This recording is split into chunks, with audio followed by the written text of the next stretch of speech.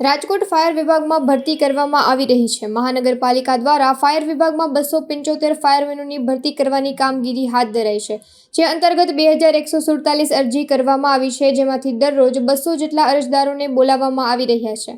આ અરજદારોને 20 સેકન્ડમાં 100 મીટર દોડ, 150 સેકન્ડમાં 100 મીટર સુધી તરવાનું અને 20 ફૂટ ઊંડા પાણીમાં જઈને તળિયે રહેલી ઈંટ બહાર લાવવાની હોય છે। આ તમામ ફિઝિકલ ટેસ્ટ રાજકોટ શહેરના કોઠારિયા રોડ પર આવેલા મહાનગરપાલિકાના સ્વિમિંગ પુલ ખાતે લેવામાં આવી રહ્યા છે। અત્યારે 247 ફાયર ઓપરેટરની ખાલી જગ્યાઓ છે, જેના માટે પ્રેક્ટિકલ એક્ઝામની પ્રોસેસ ચાલી રહી છે।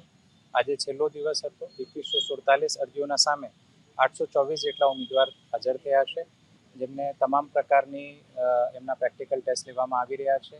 એમાં રસ્તો ચડવાનો, એમાં દોડ, આમાં સ્વિમિંગ અને ડીપ ડાઇવિંગ, આ તમામ વસ્તુ એમની ચકાસવામાં આવે છે। 247 જગ્યાઓ છે અને 2147 અરજીઓ આવેલી છે। આમાં 824 ઉમેદવારો હાજર રહ્યા છે। રજિસ્ટ્રેશનની વખતે અમે ચેક કરી લઈએ છીએ કે હેવી વ્હીકલ લાઇસન્સ ધરાવતા વ્યક્તિ છે કે નહીં, અને હેવી વ્હીકલ લાઇસન્સ ધરાવતા હોય તો સાંજે તમામ ટેસ્ટ પાસ કર્યા બાદ એમને ERCમાં જઈને આરટીઓના અધિકારીશ્રીના હાજરીમાં એમનું ડ્રાઇવિંગ ટેસ્ટ પણ લેવામાં આવે છે। આમાં 50થી વધુ કર્મચારીઓ છે, જે વિભિન્ન વિભાગોના છે। એમાં સ્નાનાગર વિભાગ હોય, ફાયર વિભાગ હોય, મહેકમ વિભાગ હોય કે અન્ય વિભાગ હોય, બધાએ મળીને આ કામગીરી કરેલી છે।